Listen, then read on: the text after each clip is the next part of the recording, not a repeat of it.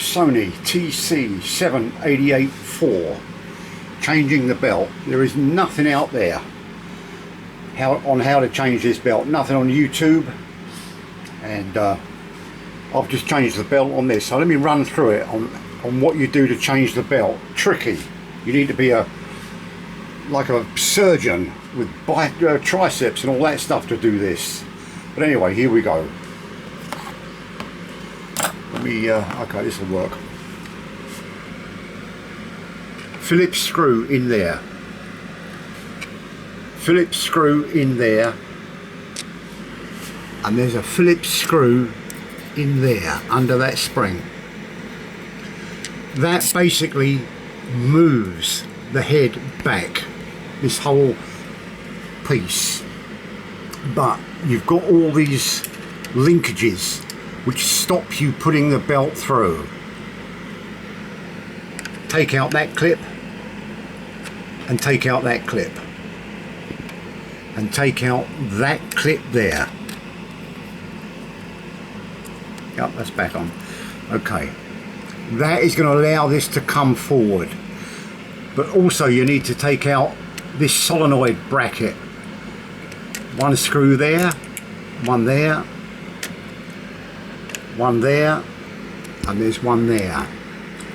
Once you've got that out the way, you can then pull this forward. It comes off this shaft, and the reason there's no shaft on this one, but the reason you need to take this off is because you've got to get the belt through here.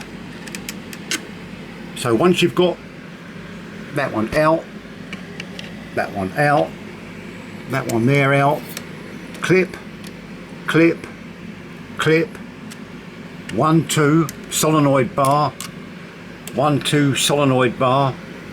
Bring this forward, and this comes out the way so you can get the belt through there.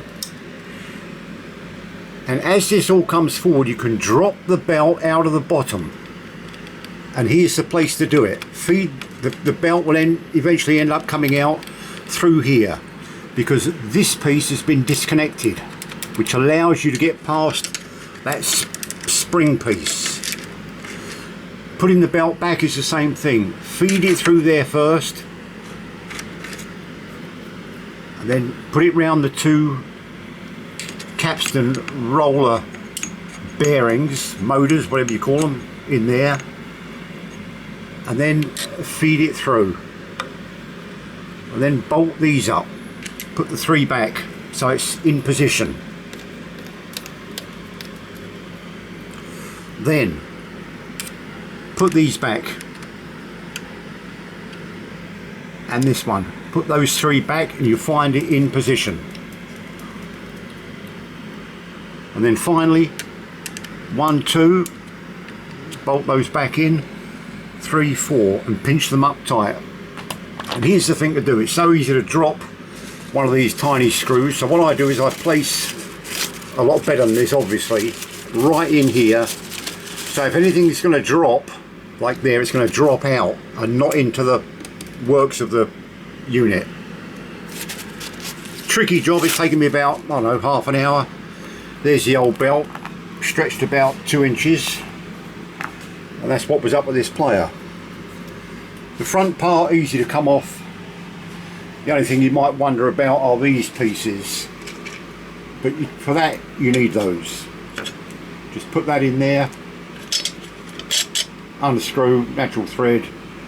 That's the only thing that confuses people, is that piece. Like, how do you get these off to get the front plate off? And then basically you've got 4 screws, 1, 2, 3, 4. Put the top plate back on. Then this one goes on here. Bottom part of the cover, top part of the cover. Pretty simple. Of course, once you've done it once, it's easy. But the tricky thing here is not to lose these Phillips screws once you undo them. All these. So place something in there that will catch everything, and it will allow it to drop forward. So that's probably just saved me about $150 doing that myself. So hopefully it'll be of some help to you. I wish I'd have seen this. I'd have known what I was looking at. There you have it.